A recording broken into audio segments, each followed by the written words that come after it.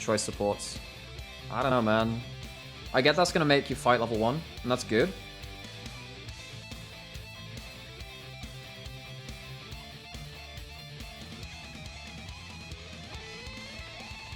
So you're locking the Nautilus. Okay.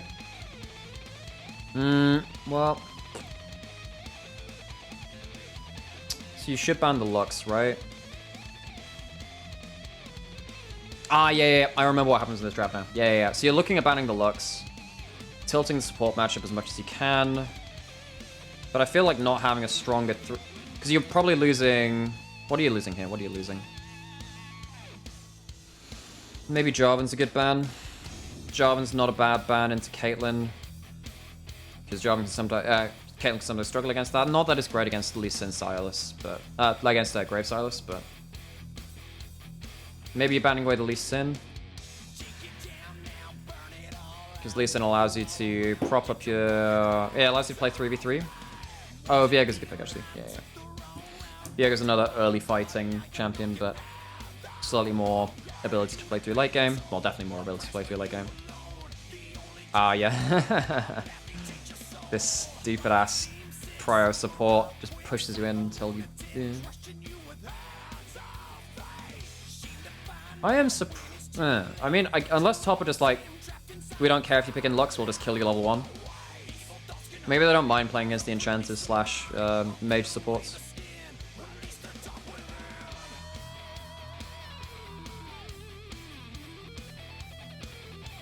Okay, Vi's fine. But then you're looking at this and you're like, you can. So this is what happens in the draft. I remember it now. There is an awful lot of run at you, dive at you. Like, this is such a good Braum angle.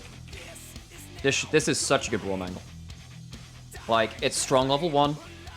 Nautilus struggles into Braum, so you're still achieving lane matchup for your Caitlyn. It's not the same kind of lane matchup where you're pushing in, but if Draven and Nautilus go for a fight, Braum just absolutely takes a steaming dump on him. Because, like, Braum works... Do I have a... Wait, do I have... You know what? Green would be a really good color to have. Green would have a good... Yeah. Yeah, we're gonna do green. That's a little bit too bright on the green. We'll do that one. Yeah. So this... No, that's wrong. That is not actually the color which I wanted. So, works really well into this. Works really into this level 1. And works really well into this. It's not good against this. Because Azir just outranges you and just absolutely shreds you. But this is actually a very good Braum angle, right? And they end up locking it in. And the other reason that this is like supplemented is because this guy is actually your engage option. Against text. So this guy's actually your engage option already because he already has this guy's ult. This guy's ult. Well, you don't really care about this guy's ult. But like you got these two ults, right? You've got like I didn't want to do that. Like you got these two ults. Azir and Nort like really have to play through that.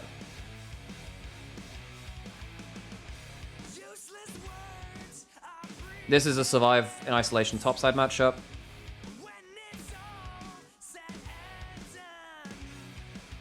Fiora would be fine here. No, Fiora's not great into Braum. Yeah, Jax is the best option you got left from top, actually. Jax is not bad. But Jax is not awesome into Braum either, actually. What could you even pick there? Could you Gwen? Does anyone know how good Gwen is into Gnar anymore? I guess it's like not as good as it used to be. I mean, you can't pick that many like hard melee champs. Gwen's ult gets blocked by the Braum shield though. Ornn's gone.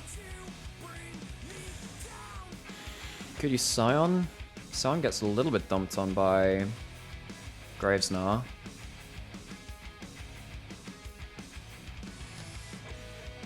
You don't want to play a lot of AD melee divers, which is the problem that Jax is going to have here. Yeah, it can pull some jungle attention away from top, but Gnar's going to survive. He's going to be fine. Aatrox is gone. You don't want to play Fiora into this. Yeah, you want more team... yeah, Fiora into Gnar is a little bit frustrating. Let's go GOL. What is this wayward play?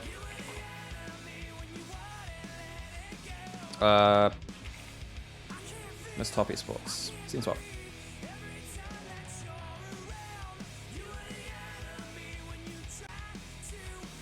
Sejuani's banned, obviously.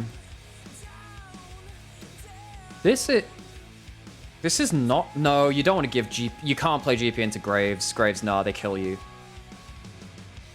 And Silas as well. I was wondering if GP would be really good. No, I don't think you can give Silas that ult. Kayle is likely to die horribly as well. Maybe... Gragas and Sonara's alright.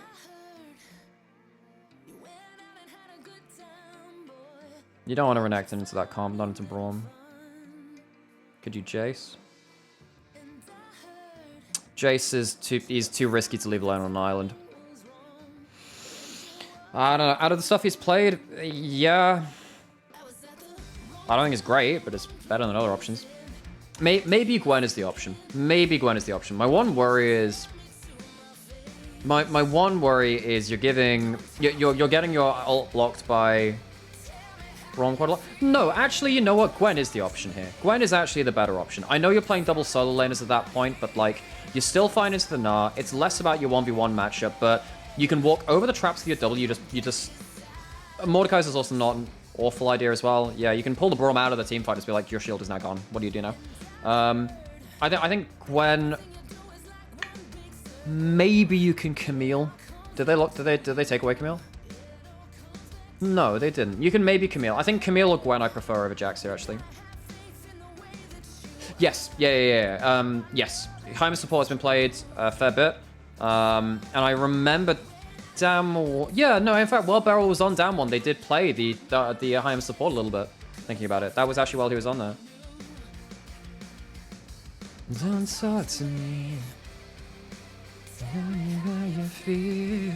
Don't talk to me.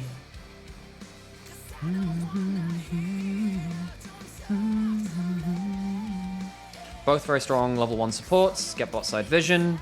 Top no not to contest that. That's fine.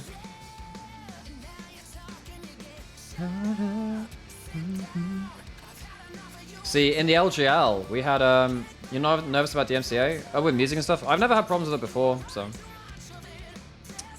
They tend to just silence the videos, right? So the problem with Twitch is when, the problem is when you have clips with the stuff on and that kind of, like, I'm not like a big enough channel for it to really be a problem. I've never had issues with it before. I have parts of my VOD silenced when you're watching back on it, but it's not really been a problem before. Plus, I like listening to music. This is the laning thing we were talking about. Nautilus really struggles into Braum. Yeah, it's so much I thought about before, but like, I'd rather just keep listening to music, honestly. Bot, I mean, you have 2 level 1 supports. These are two of the strongest level 1 champions in the game. You don't have shield yet. Oh, man. That Q missing onto Jaculov saves his life. Him dodging that is incredible. Cleanses. If that hits, Jaculov is dead. Oh, man.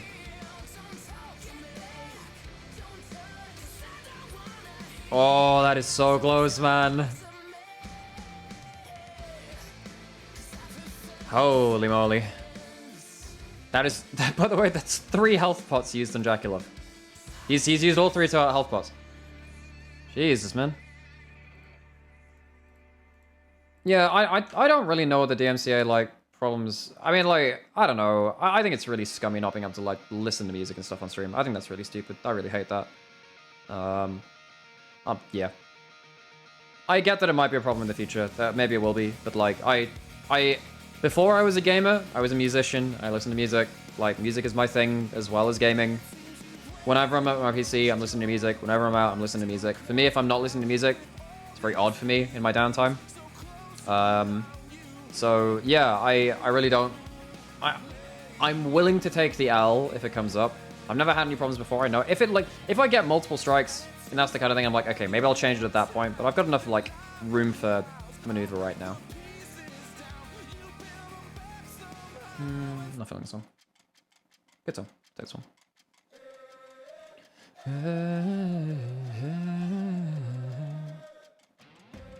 Classical music is your friend. Yeah, to an extent. To an extent.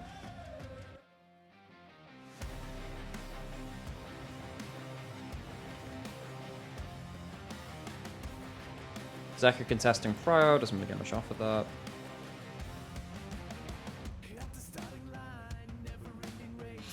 Caitlyn gets the wave to the tower. It's an important thing.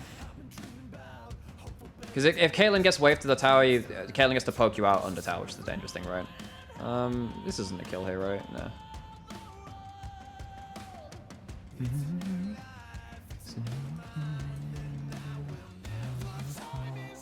I can't contain myself, never felt so alive. Push past the breaking point, set my soul on fire. Okay, what's happening here? Anything interesting? But like,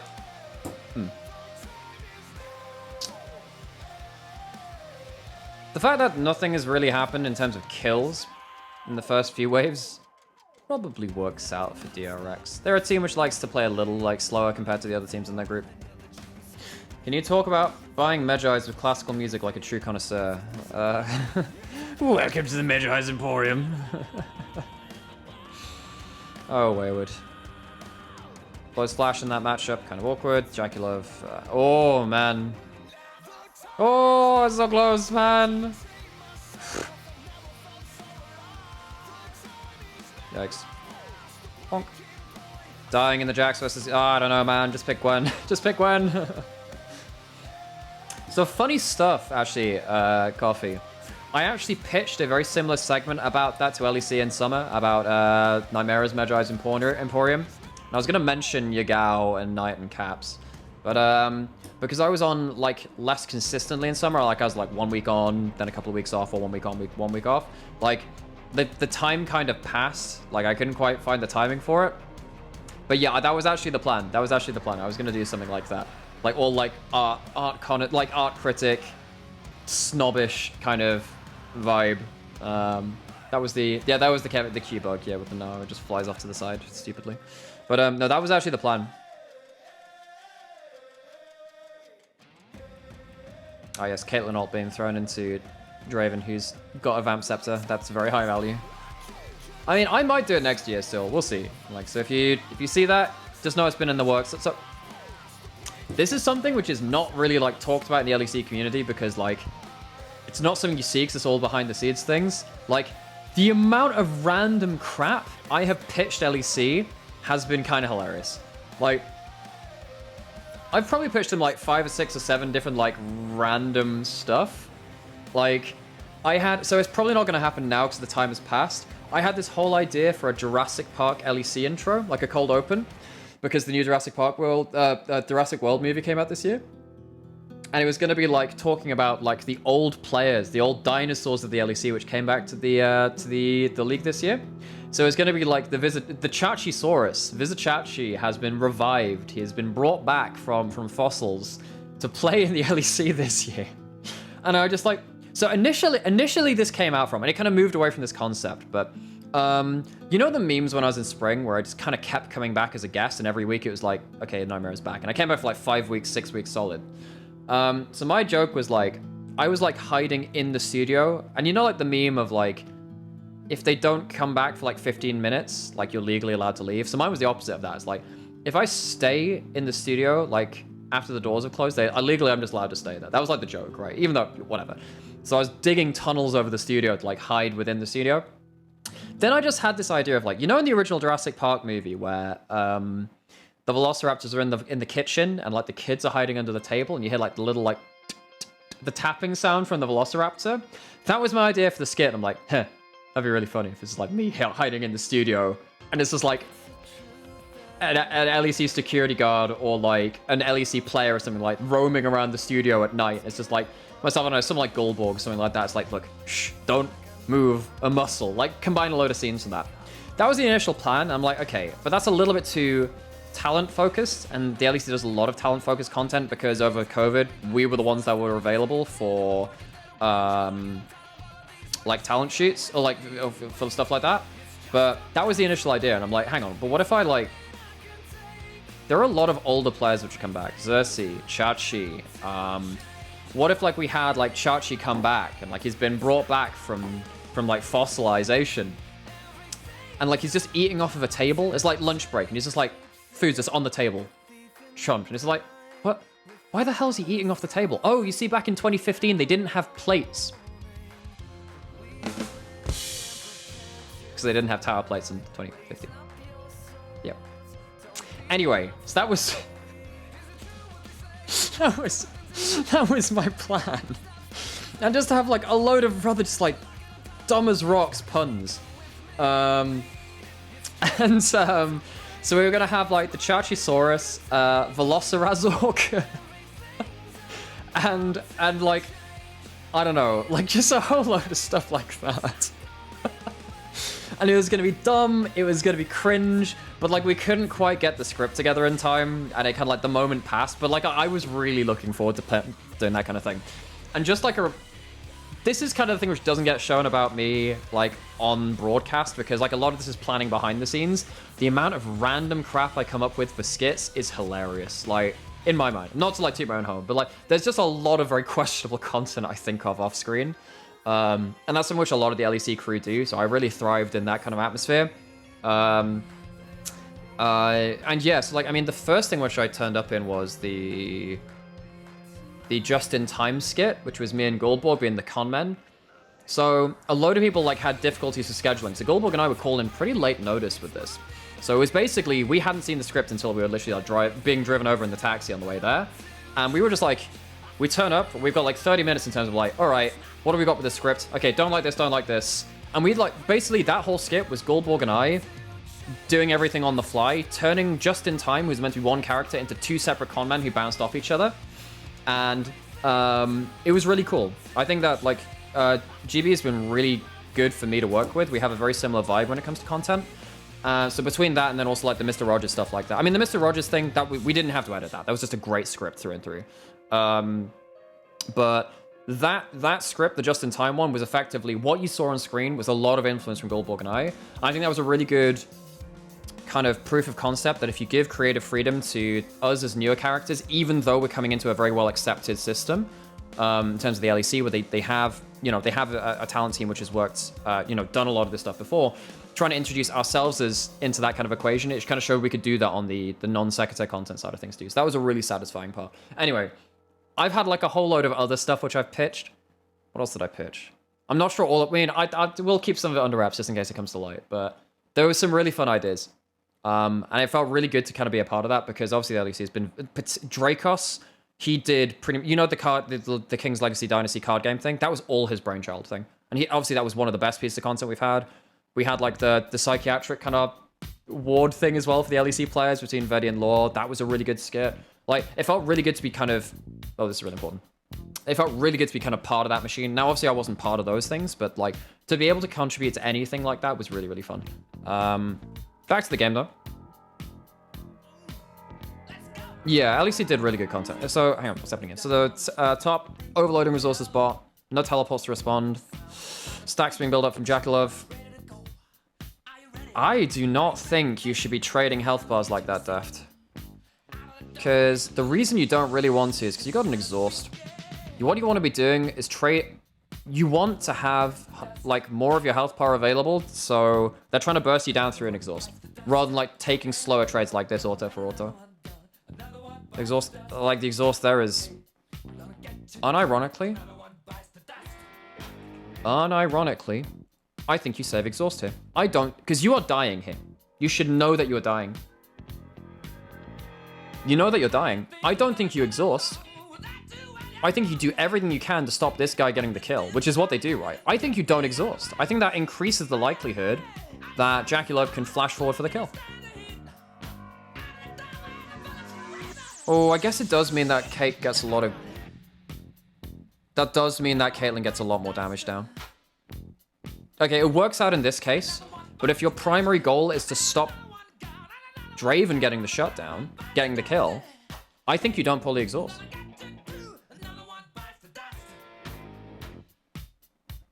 I think that you let Kate die and you just make sure that Jackie Love doesn't get any kills.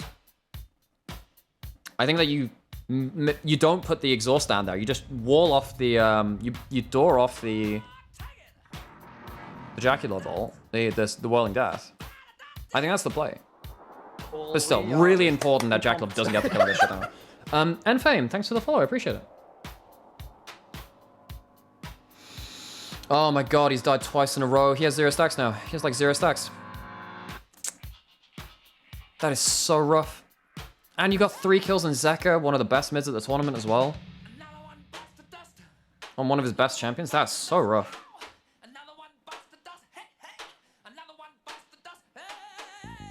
Oh, man. Oh, hang on, wait. Isn't the whole bot lane because Knight just reset? Have a look. Zip.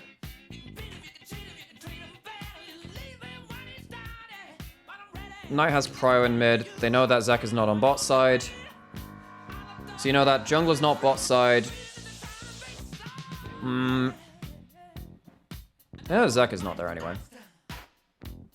Nah, the play just doesn't happen quick enough. Yeah.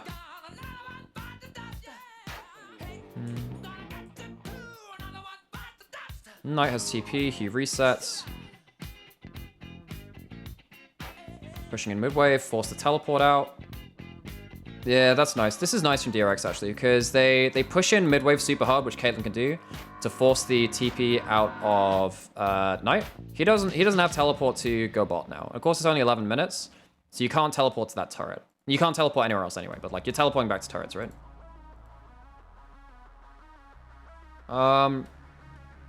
I don't think that's fair to say about Zeka. I think he's been very good on his like melee playmaking high mobility champions. But what DRX do is that they know that they can like very quickly move from mid to bot. They know that Azir's not going to be able to make it to the play there again. Knight has a bit of an awkward moment there.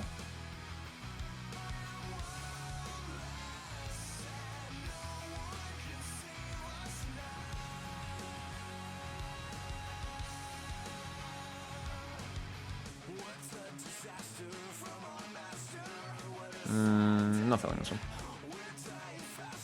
Give me another song. What do we got? Yeah, cool. Velvet Revolver.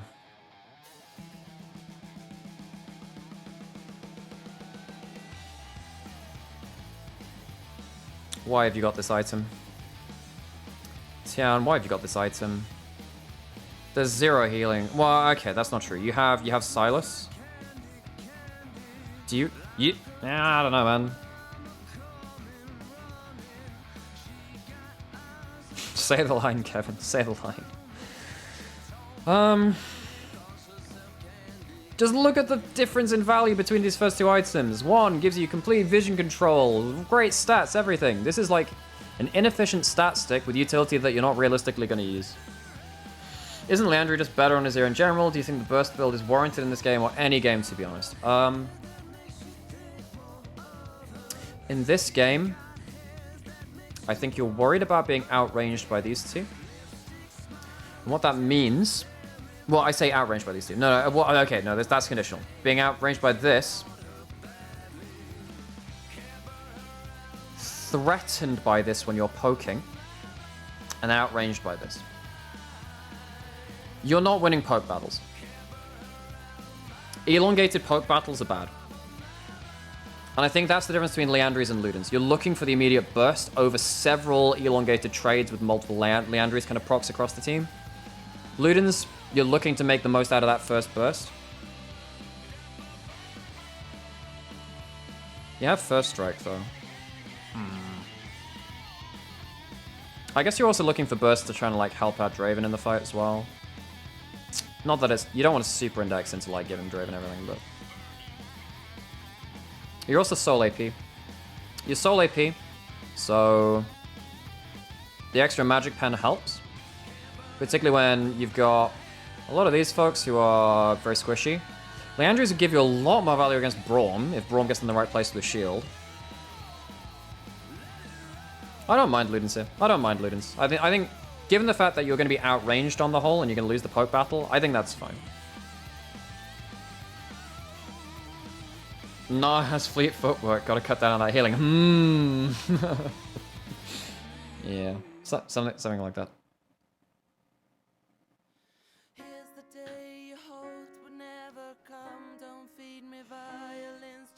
Zeka is in a bit of trouble there. Oh, he does the double. Yeah, that's fun. That's fun. He buffers through 1 ult with his. Oh, man. Yeah, just like slight. Ah, this is rough now. Top have done this a couple of times now, where they've DRX. The way you have DRX have won out the first 13 minutes. Have been. They are quicker at roaming to the players than Top have been calculating for. We saw that in the bot lane play, where Zeka ends up roaming bot. Yeah, they end up getting the kill, but they end up losing kills into Jaculov, and then we saw in like the quick shove mid into the play bot. DRX have been very good at using their points of power, either in Zeka finding windows to roam, and Zeka has had a way more impactful game than Knight this game, actually. Maybe I need to revise what I'm thinking about Knight in terms of like top players at Worlds, because he had a bit of an awkward moment here, right? Then obviously having like the Caitlyn to very quickly shove and roam. DRX really played well around that. They've been getting to players quicker than Top have been calculating for. And I think we saw that against RNG and Plains as well when they beat them there. They were, oh, that's close. Silas. Whenever a new champion is released, that's a nice ult I now have. Silas main subreddit is hilarious, by the way. Whenever a new champion is released, it's like, how is our new ult looking? Hey, Belf, how's it going? Belf and I went to uni together in Sheffield way back. We go way back. Oh, double ults, nice. Just meaning that Knight has to have a bit more babysitting on the side lane. Means he can't hit tower for free, that's fine. Rethinking a whole season because of a best of one where he got run down by Jackal is...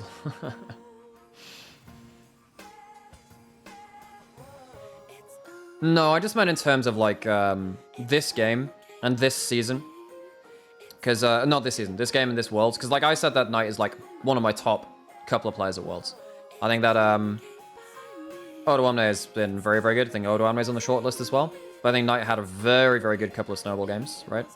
But in this game, he has struggled to... Well, I don't think it's necessarily his fault, which so I'm not taking it into too much consideration, right? But like, he's not had a very impactful game when he has had like a prior mid lane, which is meant to help out in these bot lane scenarios. It's not really helped.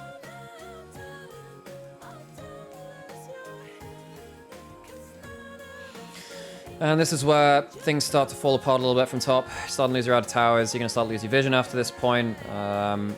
You're going to find it very hard to... If you're already in a position where you're struggling to really reach the play first, it doesn't get easier from here when you've lost your mid outer tower. So.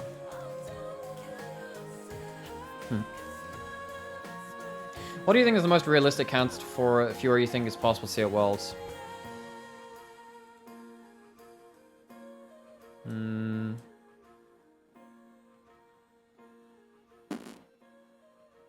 I think you can neutralize Fiora. There's a countering her. That's a little rough. Like, because you used to take Jax into Fiora occasionally, that was okay, but then that's not awesome. I think Renekton is the neutralizing lane. I think we've seen a lot of blind Renekton's because you don't want the Fiora, but you also don't want to play against the Fiora. True, actions are right. Darius is so risky though, man. It's so risky. No, Fiora's not counted. Fiora and Aatrox are like the blind picks right now, right? Which is why we're seeing Aatrox banned so much. Like Aatrox is just very chill as a blind pick. Yeah, Fiora either has like a safe laning phase or whatever. Yeah, DRX is now in a position where why are you firing the Caitlyn ult into Jaculov? he's got sustain! He's got sustain! Set can work, Gragas can do. I've heard people talk about the set into Fiora. I'm not a fan of set into Fiora. It's so risky. Gragas, you can wave clear for a bit. I don't think it's awesome. Again, I don't think those picks are, like, bad, necessarily. But I don't think they give you, like, huge value. Because Fiora still has teamfight value nowadays, right? Because you're killing the first target. Typically, the meta is first target that's engaged onto you want to kill them and roll onto the rest of the fight at a numbers advantage. That is typically how fights have happened after the durability patch. That's also, like, how teams like Fnatic did very, very well when they were kind of, like, recovering in summer. They're very good at finding the first target and killing.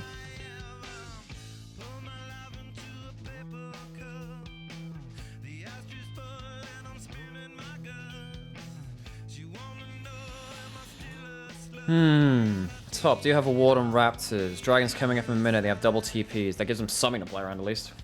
GP seems player dependent for Fiora matchup. Yeah, GP is hard to draft around nowadays. He's not got a stable laning phase as he used to.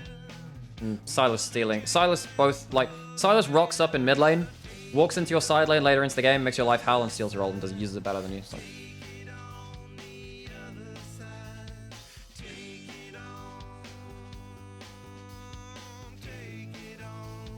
Man, top just can't engage anywhere where Beryl is ready to, like, flash jump in. They can't take any kind of opportunistic Nautilus hook. Braum is just so good at shutting down Nautilus, man. Nautilus jumps in, doesn't get the first pick, and dies. So annoying. Dragon for free. Freebie. QMax Conqueror Heimerdinger. I think Heimerdinger in general... Actually, that's not a bad point. Heimerdinger in general is not bad into Fiora. Second item, you can go Everfrost or Leandria. Well, I guess you don't care about the Everfrost so much into Fiora. You can just, like, play around your turrets. You can maybe Everfrost or Leandria's into Zhonya's. Yeah, Heimer's not bad, actually. That's not bad. Yeah, that's not a bad shout. But the problem is, you need Heimerdinger players to do that. You know who... You know who the one Heimerdinger player in the world was? Frickin' Seros on DFM.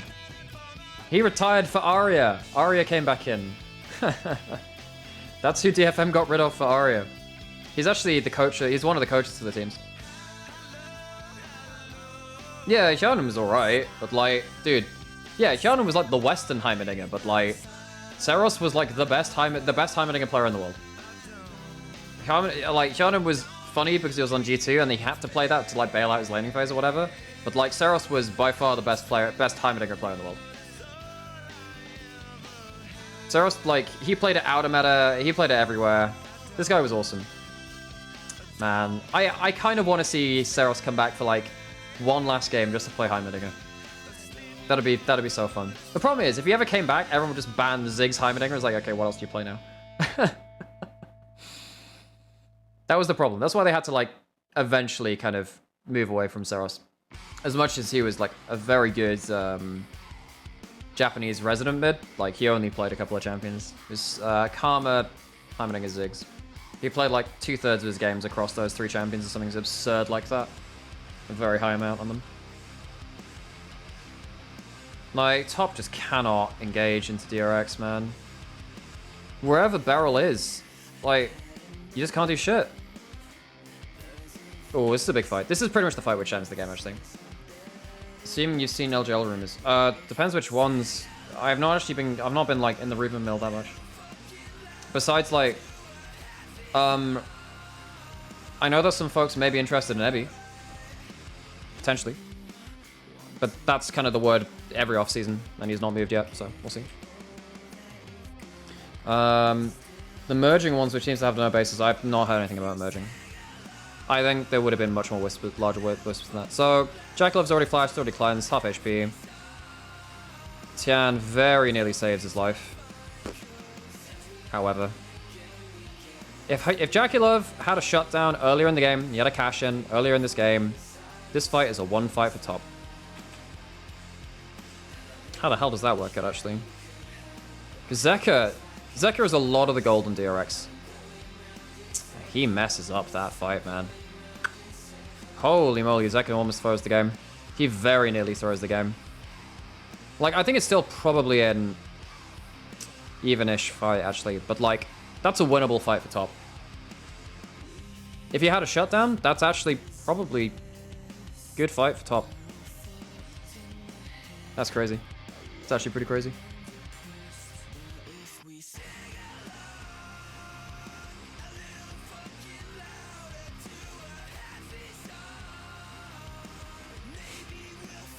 Yeah, yeah, I've heard some things about LGL.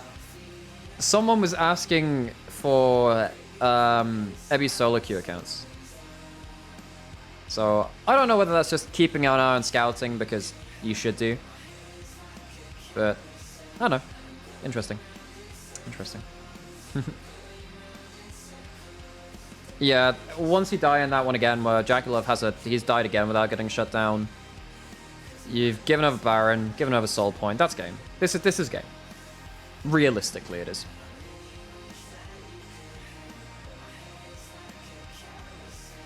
Draculov is once again dead. This Braum pick has had so much value this game, guys. This is actually one of those drafts where, like, Braum just wins you the game.